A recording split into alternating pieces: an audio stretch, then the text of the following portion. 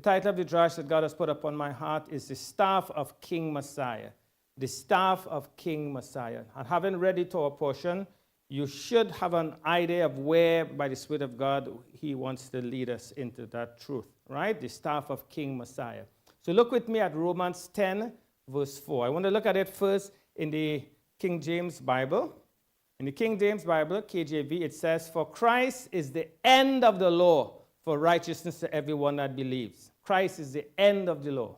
If you read that text, you see, well, Christ is the end, the termination of the law. And many believers read that text and go away with that interpretation. Christ is the end of the law. But look at the same text written again in the Complete Jewish Bible. "For the goal at which the Torah aims is the Messiah." So one says Christ is the end of the law. The other translation says that for the goal at which the Torah aims is the Messiah. Now you can see how hermeneutics, interpretation, is important.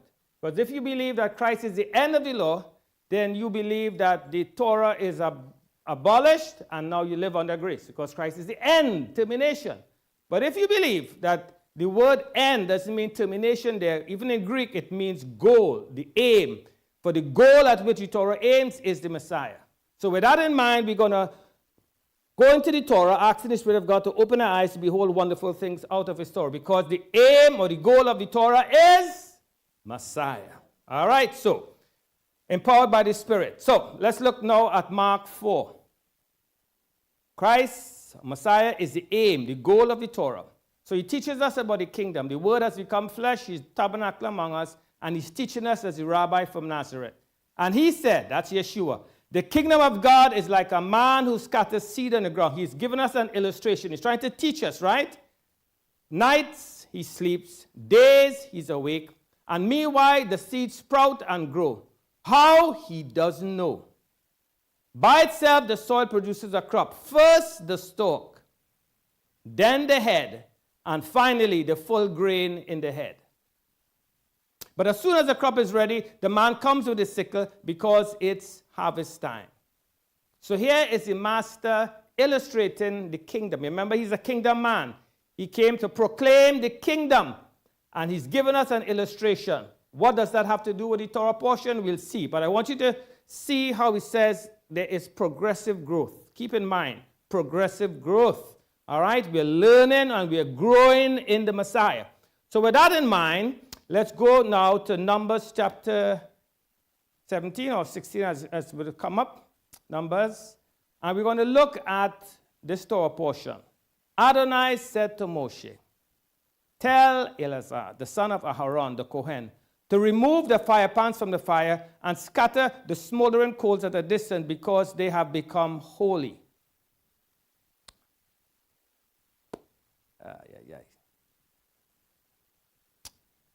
The text that I need is on Numbers, the one with the fire, with the staff, not this one.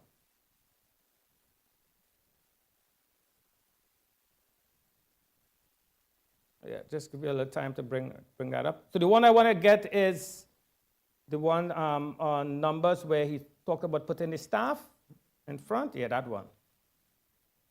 Yeah, that was chapter 16, different, but remember it's different in the Bibles. Yeah.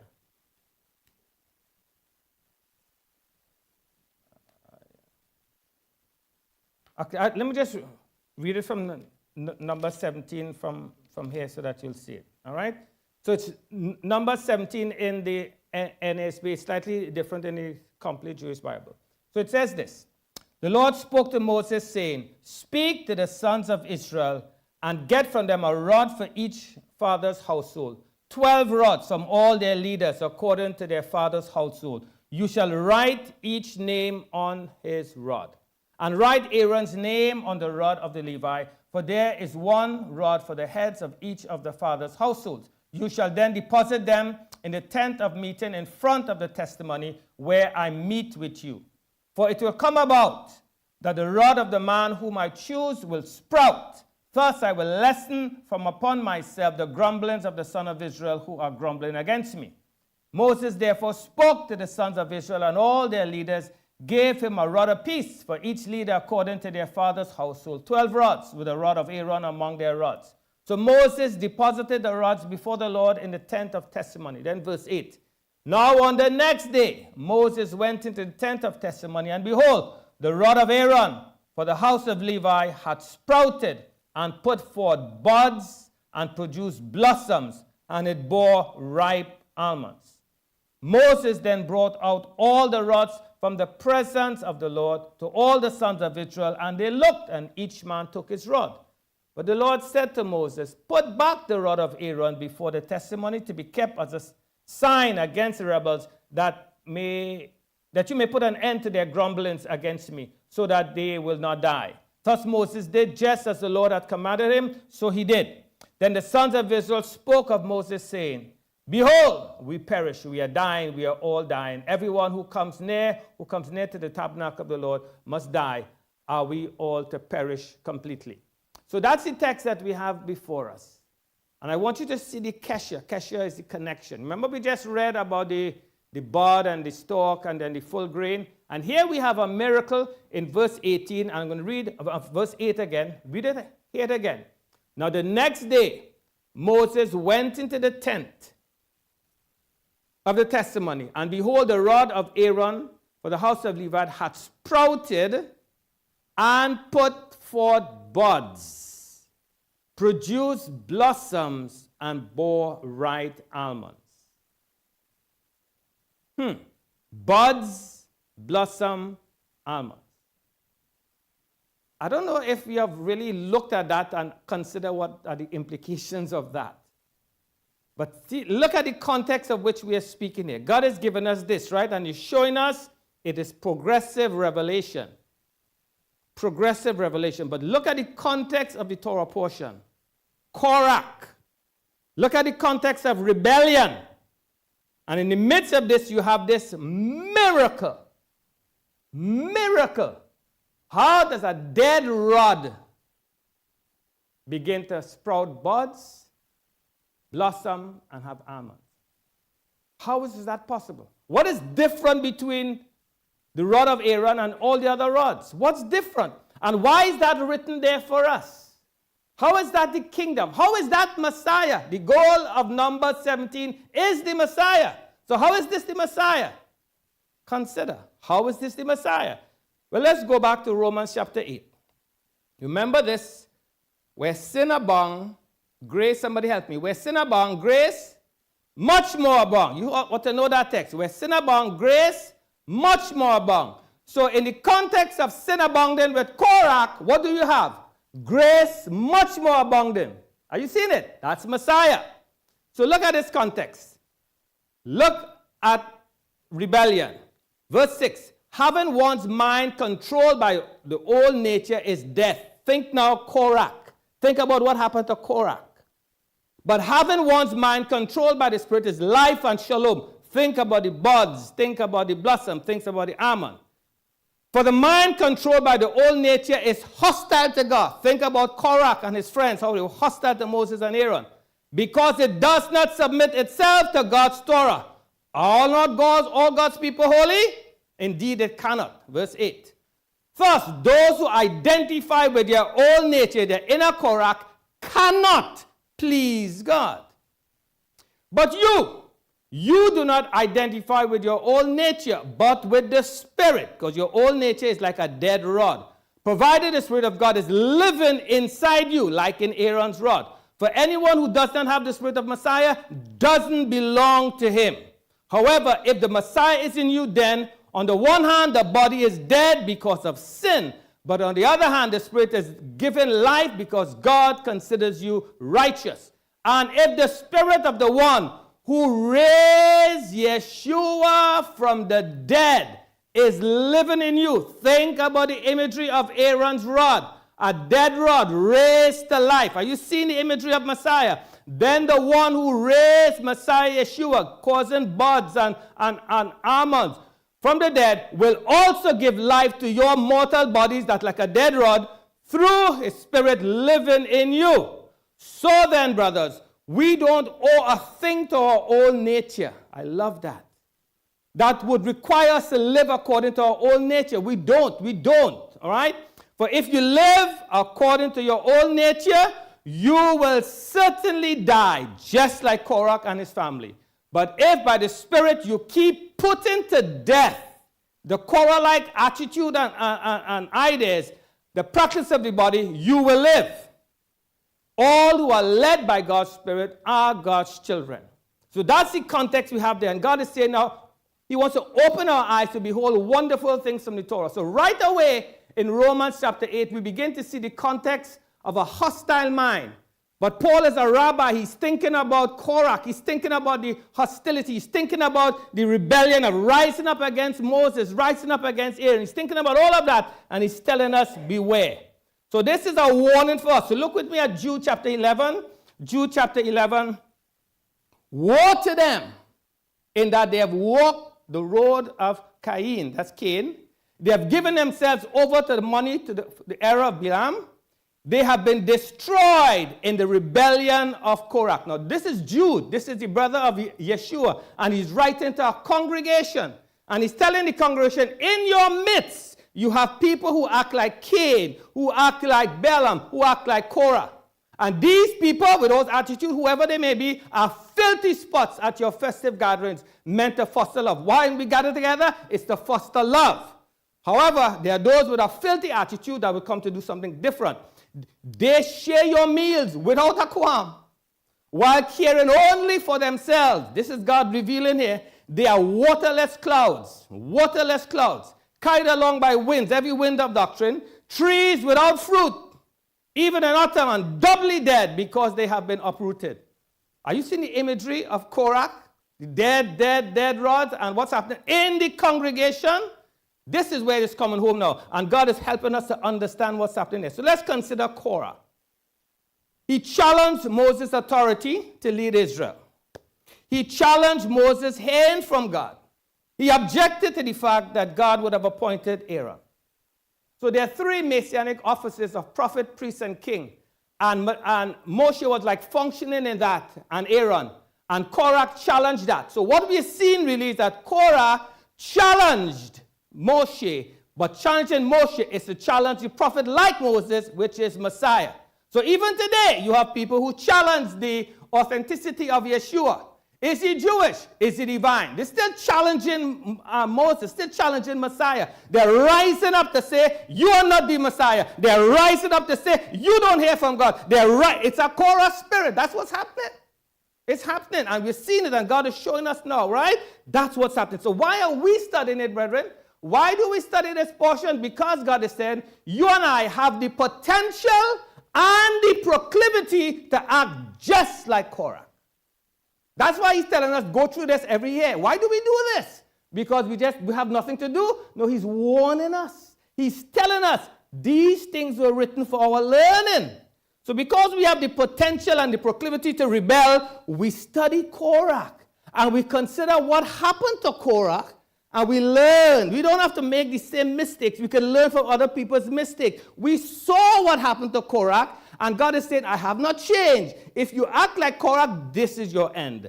So God is warning us, right? He's trying to help us to understand what's happening. And remember how the rebellion of Korah precipitated fire and an open earth. Remember that, right? You ready to our portion? What happened with Korah? Fire came and destroyed the 250. And the earth opened up. But let's go with me to James chapter 3. James chapter 3.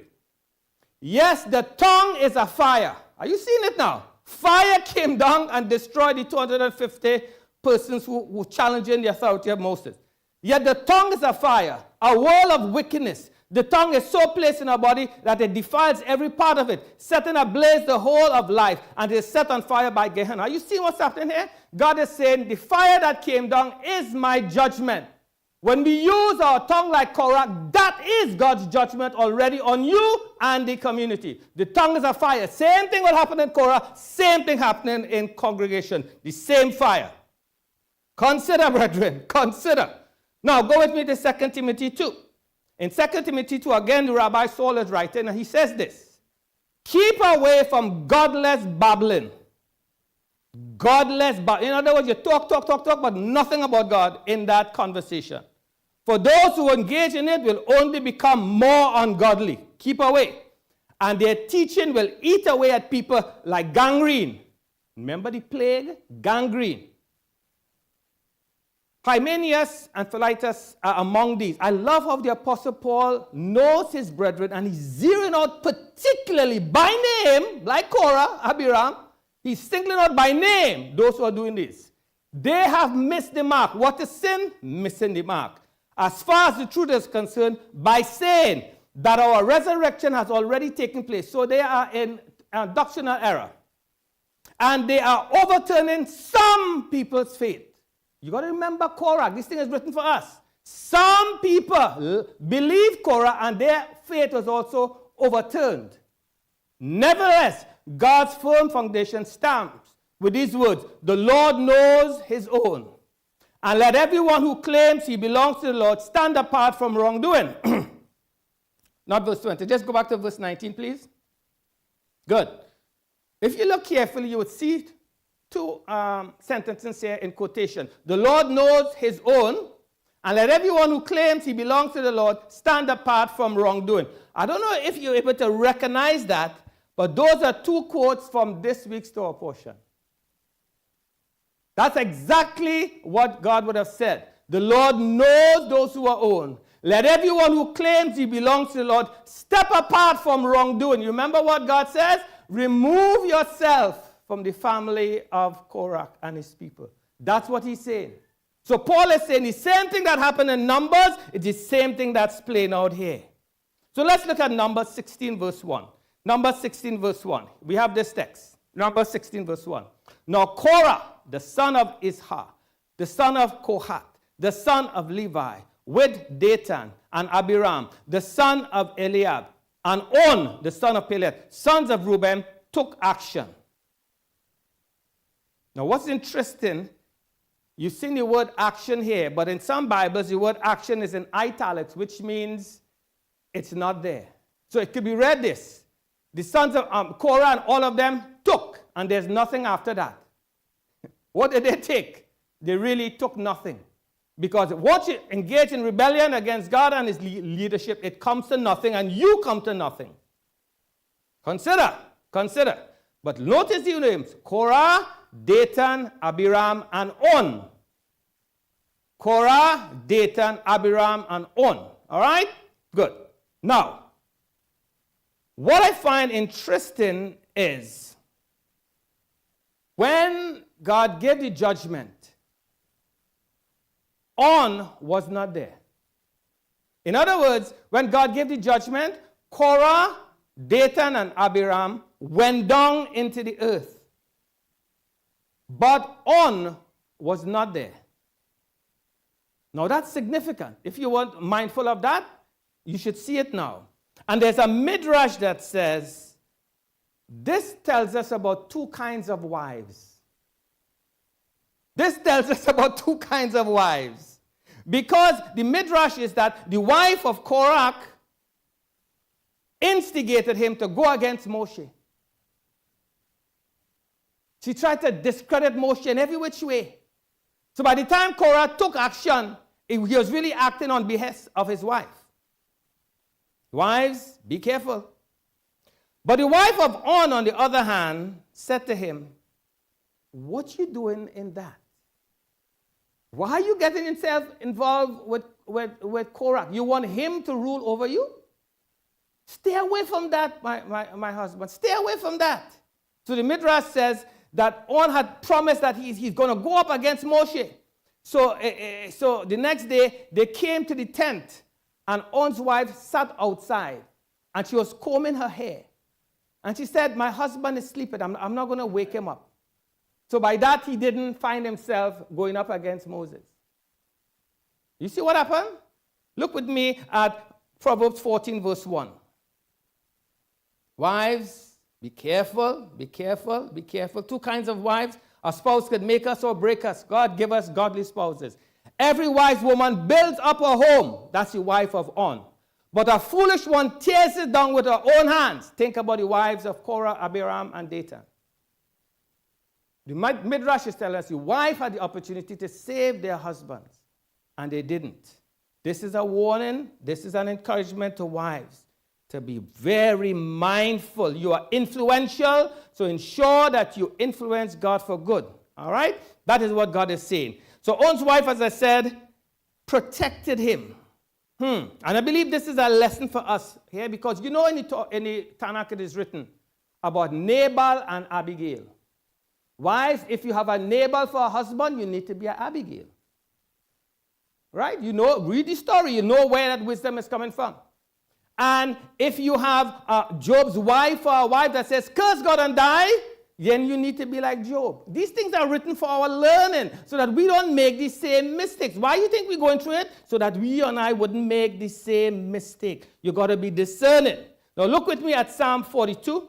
Psalm 42, I want to point out something else. So On did not go down. He got deceived. He bought into Korach's lie, but his wife was able to convince him otherwise, and somehow he got out of that. You see, you got to be very careful what you hear.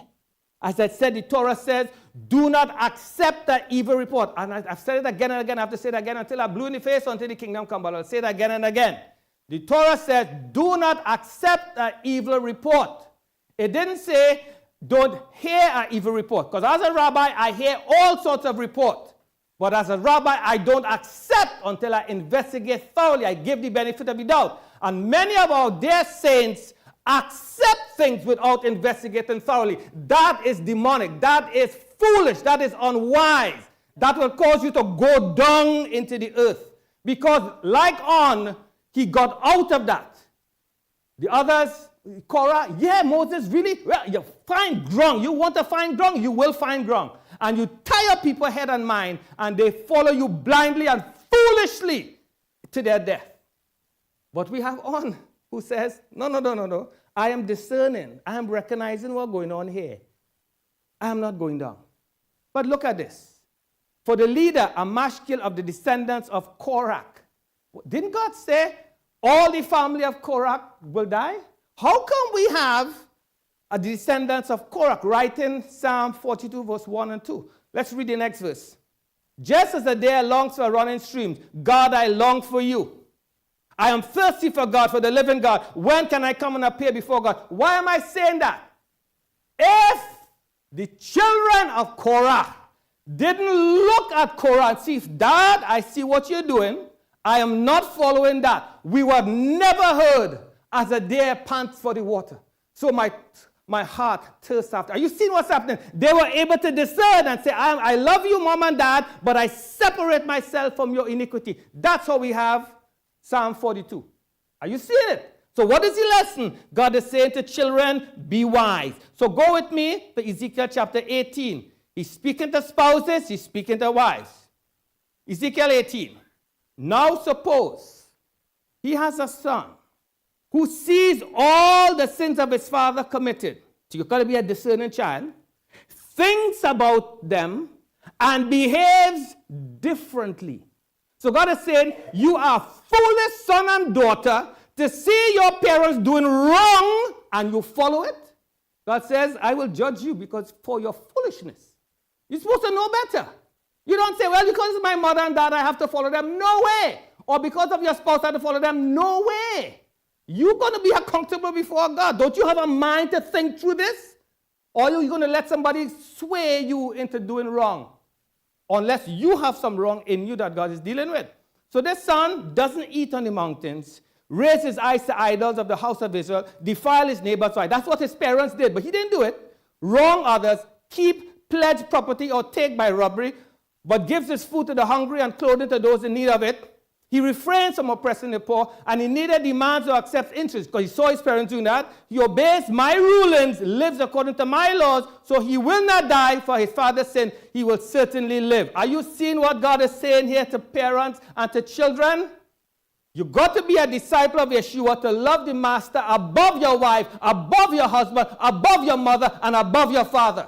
So I'm saying to spouses, if you are not here because you are following your spouse in disobedience, you're going to have a reckoning with the Most High God. I'm saying that to us. You've got to be warned. I have to warn you. If you think, okay, I'm following my spouse. I'm following. I'm taking chain up and I'm following them. God says, look at this account. And children, you do not have to follow in the iniquities of your parents. You don't have to do it. And I'm praying, God, that you will wake up and be set free from that. You got to be discerning.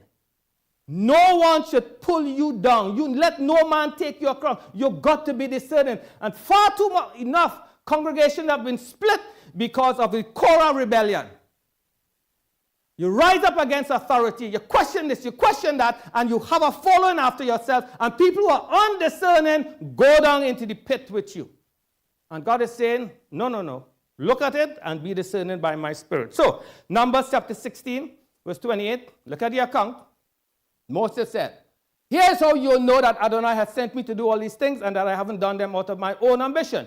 If these men die a natural death like all other people, then Adonai has not sent me. Verse 30. But if Adonai does something new, if the ground opens up and swallows them with everything they own, and they go down alive into Sheol, then you will understand that these men have had contempt for Adonai. This is Moses and Aaron. The moment he had finished speaking, the ground under them split apart. Wow. The earth opened its mouth. I didn't know the earth has a mouth, but the earth opened its mouth and swallowed them up and their household. I wonder, the earth opened its mouth. Why? Because Korah and all the others were opening their mouth. God says, you're going to open your mouth against my servant? Well, I will let the earth that from which you came open its mouth and take you back. Are you seeing divine justice? Oh my God, don't mess with God. All right? All the people who sided with Korach and everything they owned, so they and everything they owned went down alive into Sheol. The earth closed over them and their existence in the community ceased. Now go back to that verse again, please. Their existence in the community ceased. I read that and the Lord held my heart back on that phrase. Their existence in the community ceased. And immediately a flash of understanding came. I said, oh my God.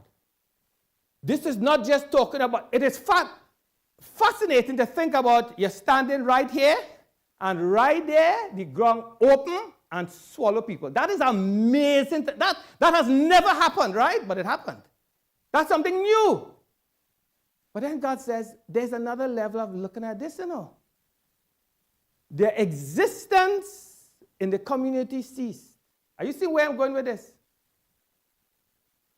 Because God doesn't open the ground and swallow, doesn't mean that the ground's still not opening up. Let me give you another level. If you continue, like Korach, if you continue in rebellion and no repentance, you will cease from being in existence among the community. The community itself will swallow you up. You will not be here. Oh my God, watch it. Their existence in the community ceased. What am I saying? Where they used to sit, they're not there anymore. Why? Because they didn't repent from Korach. Are you seeing? I'm saying this, I'm trembling up here because I want you to understand that God is just. He's saying if you don't repent, then your existence among the community will cease. Why would it cease? Because you would stop coming. Are you seeing what's happening there? The earth has swallowed you up. You're no longer there. God deals with Korach. And God is warning us, consider their existence in the community ceased. I want to camp out on that a little bit to give us, because God is warning me and warning you, warning us. Your existence in the community will cease because God will not countenance Korach in our midst. Selah. Selah. Selah. That's why God said to Moshe, I'm going to do something new. He says, get back from around the dwelling of Korah, Dathan, and Abiram. And the very next verse said, then Moses arose and went to Dathan and Abiram. I said, God, you just sealed their fate. You already revealed to Moshe what you were going to do. You told him, separate yourself from them. And notice, God is telling Moses, separate yourself from them. I want you to see how that plays out now in a community. You end up separating yourself from the community. Or If you don't heed, there is disciplinary action. Warning, suspension, disfellowship. It's the same thing. God has not changed. It's the same thing. And God is wanting us to see that. Don't go down that road because it's not going to end well. It's not going to end well. So regardless of what you have against Moses, Aaron, against whoever, God says, I am dealing with you. I'm seeing what's in your heart. And I'm telling you, if you don't drop that, you will find yourself not being comfortable among other people because you'll feel ashamed. You'll feel like you don't belong here. But if you're repentant, you'll realize it's okay. You fall short, you get back up, we go again. But you will not be able to stay comfortable and no repentance. Your existence will not be here. And I've seen it played out again and again and again. I said, Lord, my God, help us. All right? So, it's continuing on. Look with me at James 3, verse 14. God is giving you an insight of how God is speaking to us today through his Son. If you harbor in your heart bitter jealousy and selfish ambition, don't boast and attack the truth with lies. This is James. What was Korach doing? He envied Moses. He envied Moses' position. And God has said, if you are in a congregation and you are envying, this one have a relationship with Rabbi, or this one doesn't have you're envying, this one get to read more Torah, and this one get to do hand washing, and I don't get to do, and you're there and you're steaming and you're fuming because you're envying. God says, you see that attitude? That's why you can't be reading Torah. You expect me to reward that? Come on. So God is speaking to us. Don't envy. You see, God sees, brethren. I might not see. As Elisha said, it is hidden from me, but God sees. Sometimes he gives me revelation, but he tells me, point out envy in the congregation, because there are some who are envying, bitter jealousy, and selfish ambition. Don't boast and attack the truth that I'm telling you that you have envy in your heart with lies. Don't attack it because the earth will open up.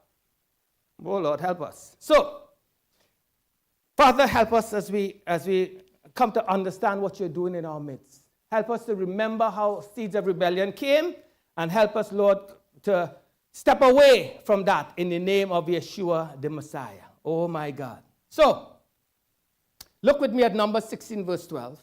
I think that text is there. Numbers 16, verse 12. Then Moshe sent to summon Dathan and Abiram, the sons of Eliab. But they replied. What did they reply? We won't come up. Have you seen the rebellion?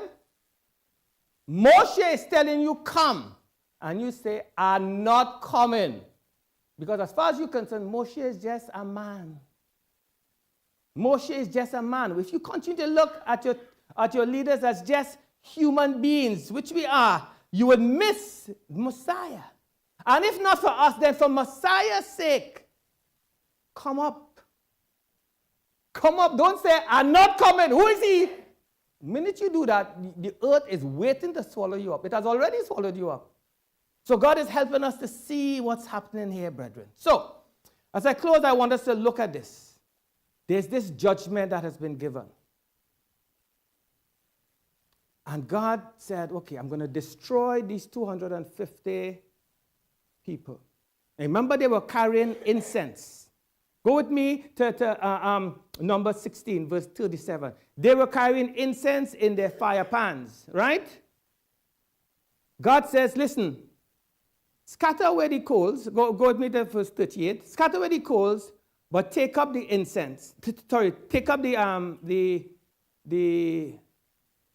pans and hammer them into sheets as a covering for the altar to be a sign. So notice 250 came with their pans and their incense. God says, discard the incense because that's like false worship. Discard that. But you see the pans? Take it because the pans are sanctified. You are sanctified by the Ruach HaKodesh. And he said, put it on the altar. Why on the altar? Because every time they come up to the altar, what will they see? They will see. Don't do that. And I believe when a congregation goes through challenges, God leaves us with signs. Because he's teaching us. He's a merciful God. He's teaching us what not to do. All right? But the next sign I want to highlight on just before I close is the sign of Moshe's rod. Oh, my God. So, Here you have this rod. This rod, as I explained, and it begins to bloom. The next day they came. Think about the next day they came to Yeshua's tomb, and it was what? Empty. Right? They came to Yeshua's tomb, and it was what? Empty. But flesh and blood not going to reveal that to you. They came to Yeshua's tomb, and it was empty because he had what? Risen. He had resurrected. That's the same thing with Korah. The language is the next day come. And when they came the next day, they saw the rod blossoming. Are you seeing the kesha? Because that rod there is not just picturing Aaron. It is picturing the high priest after the order of Melchizedek. Are you getting that now? Yeshua who resurrected. So look with me at Isaiah 11 verse 1. A dead branch resurrected. Look at Isaiah 11 verse 4. You got to see this, brethren. But a branch will emerge from the trunk of Yeshai. A shoot will grow from its roots. Are you seeing it? The branch of Aaron was alluding to the branch of Messiah.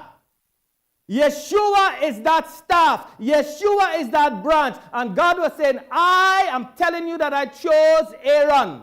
And I'm letting you know also I chose Yeshua. So go with me to Jeremiah 33 verse 15. Again, let's see it. Two prophets agreeing. Jeremiah 33. Let's see this. Jeremiah 33.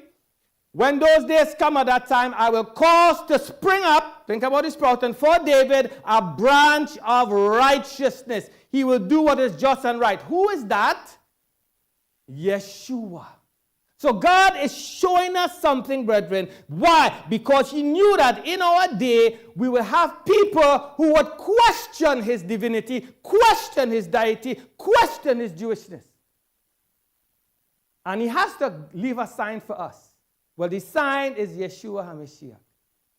The sign is him who resurrected. His tomb is empty. So look with me at Psalm 2. You know, we pray that in the Amida, right? We prayed it this morning. You cause the dead to sprout back to life. You make salvation sprout. All of that in the Amida is Yeshua. So look at this. It is the Psalm 2. Why are the nations in an uproar? The people grumbling in vain. The earth's kings are taking position. Leaders conspiring together against Adonai and his Messiah. They cry, let's break their fetters, let's throw off their chains. We don't want moral, ethical values. We want to do what we want. He who sits in the heavens laughs. Adonai looks down in derision. Then in his anger he rebukes them, terrifies them in his fury. Think about Korah. I myself have installed my king on Zion, my holy mountain. I will proclaim the decree. Adonai said to me, you are my son. Today I became your father. Why am I quoting that verse? Because the nations are rebelling against Israel and against the Jewish Messiah. Those within Judaism is rebelling against the Messiah. Those within Christianity is rebelling against his Jewishness. And God says, just as I chose Aaron, I chose the Messiah. I will proclaim the decree. Adonai said, you are my son, you are a descendant of David. Ask of me, and I will make the nations your inheritance. Go into all the earth and make disciples of all nations. You will break them with an iron rod, shatter them like a clay pot. That's Messiah. Kings, be wise. Be warned, you judges of the earth. Serve Adonai with fear, rejoice, but with trembling. Kiss the Son. You wonder why we kiss the Torah? You think because we just love kissing the Torah? No, we kiss the Torah giver. For those who don't understand that, they don't understand our love and devotion for the Son. But we kiss the Son. We show devotion. We show worship. We show honor. Lest he be angry. The Son will take you out, all right? And you perish along the way. When suddenly his anger blazes, how blessed are all who take refuge in him. In who? Him. The one that he has installed in Zion. And who is that? Yeshua the Messiah. But look at Psalm 110. Psalm 110 gives us this other text. Psalm 110, a psalm of David, written by David. Adonai says to my Lord, sit at my right hand. Who is seated at the right hand right now of the Father? Yeshua. Until I make your enemies your footstool. Adonai will send you a powerful scepter out from Zion, scepter, that's rod, so that you will rule over your enemies around you. Drop down to verse 4. I want to get that text. Adonai has sworn it and will never retract. You are Kohen forever, to be compared with Melchizedek. That's king and priest. Who is that? Yeshua HaMashiach. So as I close, I want to bring it to our attention who Yeshua is. Now look with me at Acts 10 verse 39. Remember what God said to Moshe? Take Aaron's rod and put it in front of the ark. The rod that budded, right? Take Aaron's rod and put it right in front. So that you will, when you come into on the Day of Atonement, you will see this rod that is budding. Still budding. How? How? Because the life is from God. Look at what Acts 10 says. As for us, we are witnesses of everything he did, both in Judea countryside and in Jerusalem. They hung him on a stake, but verse 40, but God raised him up from the dead and let him be seen, not by all the people, but by witnesses God had previously chosen. Notice not all the Jewish people saw him. Some saw him, some did not see him. Who ate and drank with him after he had risen again from the dead. Then he commanded us to proclaim and attest to the Jewish people who didn't see him that this man has been appointed by God to judge the living and the dead. So what witness? You're reading the Torah portion, my Jewish brothers. You're reading the Torah portion, and God is saying that rod of Aaron points to the Messiah. It is he who resurrected. That bud is about resurrection. That dead rod came back to life. That's resurrection. That's the illusion. And he's saying this one is the one. He is unlike any other. And so I'm proclaiming that as I close with this text. Look with me at Zechariah chapter 6. After the order of Melchizedek. Then said to him, thus says the Lord of hosts, behold, a man whose name is Branch. Where did our master minister? At Nazareth. What does Nazareth mean? Branch tongue. What are we called? Branches. I wonder, God is in our midst? Yes, he is. This man whose name is Branch, for he will branch out from where he is. That's why here we are in Toronto, because he has branched out. Are you seeing it? Because we are disciples, we are branches from the vine. And he will build the temple of the Lord. That's the Messiah. Yes, it is he who will build the temple of the Lord. And he who will bear and honor and sit and rule on his throne.